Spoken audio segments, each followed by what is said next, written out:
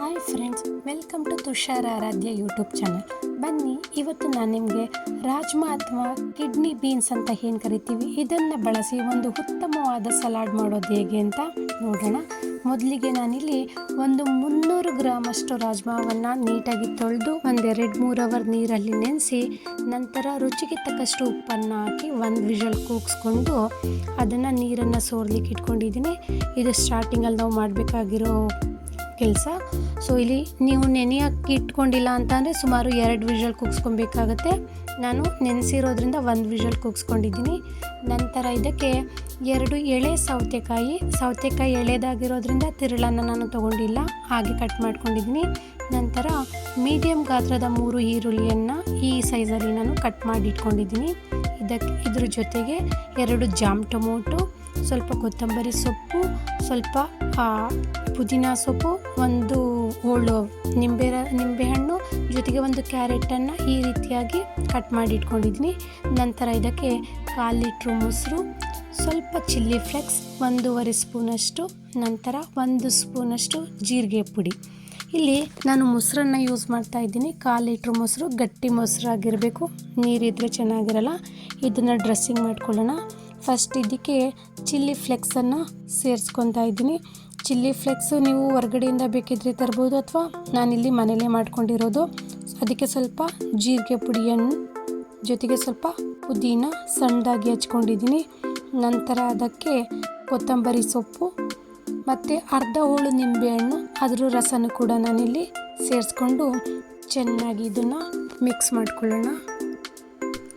So ಈ ಮೊಸರಲ್ಲಿ ಸುಮಾರು rich calcium ಇದೆ ಅಂತಲೇ ಹೇಳ್ಬೋದು. ಇದು ಮೂಳೆಗೆ ಮತ್ತು ಹಲ್ಲಿಗೆ ಸಂಬಂಧಪಟ್ಟಂತೆ ತುಂಬ ಒಳ್ಳೆಯದು. ಅದ್ರ ಜೊತೆಗೆ ಮೊಸರನ್ನು ನಾವು ಜಾಸ್ತಿ ಯೂಸ್ ಮಾಡಿದಷ್ಟು ಸ್ಟ್ರೆಸ್ಸನ್ನು ಕಡಿಮೆ ಮಾಡುತ್ತೆ.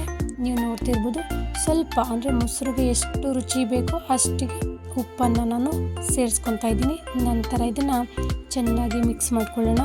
ಮೊಸರನ್ನು ತಿಂದಷ್ಟು ನಮ್ಮ ಸ್ಕಿನ್ನು ತುಂಬ ಚೆನ್ನಾಗಿರುತ್ತೆ, ಸ್ಕಿನ್ ಗ್ಲೋ ಆಗುತ್ತೆ, ಸ್ಟ್ರೆಸ್ ಕಡಿಮೆ ಆಗುತ್ತೆ, ಆ್ಯಂಗ್ಸೈಟಿ ಕಡಿಮೆ ಆಗುತ್ತೆ. ಅದಕ್ಕಿಂತ ಮೇಯ್ನಾಗಿ ನಮ್ಮ ಬೋನ್ಸ್ ಮತ್ತು ನಮ್ಮ ಟೀತ್ ಸ್ಟ್ರಾಂಗ್ ಆಗಿರಲಿಕ್ಕೆ ಇದು ನಮಗೆ ಹೆಲ್ಪ್ ಮಾಡುತ್ತೆ. ಇದನ್ನು ಒಂದು ಕಡೆ ಎತ್ತಿಟ್ಕೊಳ್ಳೋಣ. ನಂತರ ಒಂದು ಪಾತ್ರೆಗೆ ಈಗ ಆಲ್ರೆಡಿ ನಾವು ಏನು ಉಪ್ಪು ಹಾಕಿ ಬೇಯಿಸ್ಕೊಂಡಿದ್ವಿ ರಾಜ್ಮಾ, ಅದನ್ನು ಹಾಕೊತಾ ಇದ್ದೀನಿ. ಸುಮಾರು ನಾನಿಲ್ಲಿ 300 ಗ್ರಾಮಷ್ಟು ತೊಗೊಂಡಿದ್ದೀನಿ. ನಂತರ ಅದಕ್ಕೆ ಹಚ್ಚಿಟ್ಕೊಂಡಿರುವಂಥ ಈರುಳ್ಳಿ, ಸೌತೆಕಾಯಿ ಎರಡನ್ನೂ ಕೂಡ ನಾನು ಸೇರಿಸ್ಕೊತಾ ಇದ್ದೀನಿ.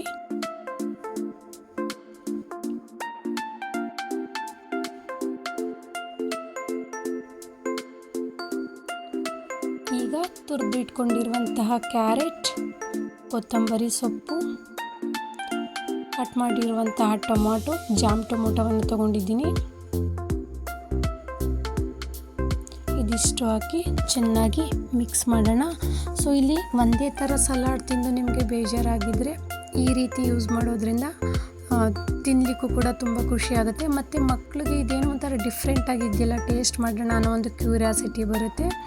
ರಾಜ್ಮಾ ತುಂಬ ಒಳ್ಳೆಯದು. ಇದನ್ನು ನಾವು ಕಿಡ್ನಿ ಬೀನ್ಸ್ ಅಂತಲೂ ಕೂಡ ಕರಿತೀವಿ. ಈ ರಾಜ್ಮಾದಲ್ಲಿ ಸುಮಾರು ಫೈಬರ್ ಆಗಿರ್ಬೋದು, ಮಿನರಲ್ಸ್ ಆಗಿರ್ಬೋದು, ತುಂಬ ಹೇರಳವಾಗಿರುತ್ತೆ ಅಂತಲೇ ಹೇಳ್ಬೋದು.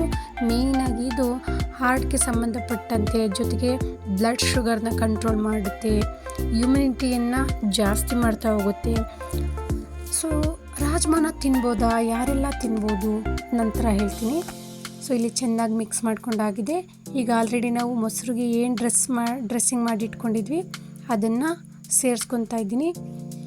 ಮೊಸರು ಹಾಕಿದ್ರೆ ಅದ್ರ ರುಚಿನೇ ಬೇರೆ. ಅದರಲ್ಲೂ ಆ ಮೊಸರಿಗೆ ಈ ರೀತಿ ಎಲ್ಲ ನಾವು ಡ್ರೆಸ್ಸಿಂಗ್ ಮಾಡಿ, ಇಲ್ಲಿ ಡ್ರೆಸ್ಸಿಂಗ್ ಅಂದರೆ ಏನು ಅಂತ ಅಂದ್ಕೊಂಬಿಡಿ. ಸೊ ಮೊಸರು ಜೊತೆ ನಾವು ಈ ಎಲ್ಲ ಇಂಗ್ರೀಡಿಯೆಂಟ್ಸ್ನ ಸೇರಿಸ್ಕೊಂಡು ಅದನ್ನು ಈ ರಾಜ್ಮಾ ಜೊತೆ ನಾವು ಸೇರಿಸ್ಕೊಂಡು ತಿನ್ನೋದ್ರಿಂದ ಅದ್ರ ರುಚಿನೇ ಬೇರೆ ಇರುತ್ತೆ.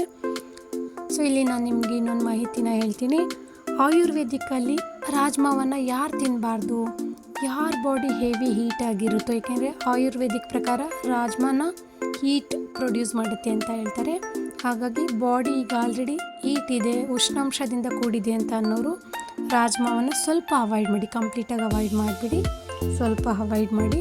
ಜೊತೆಗೆ ಗ್ಯಾಸ್ಟ್ರಿಕ್ ಪ್ರಾಬ್ಲಮ್ ಇರೋರು ಕೂಡ ರಾಜ್ಮಾವನ್ನು ಅವಾಯ್ಡ್ ಮಾಡಿ.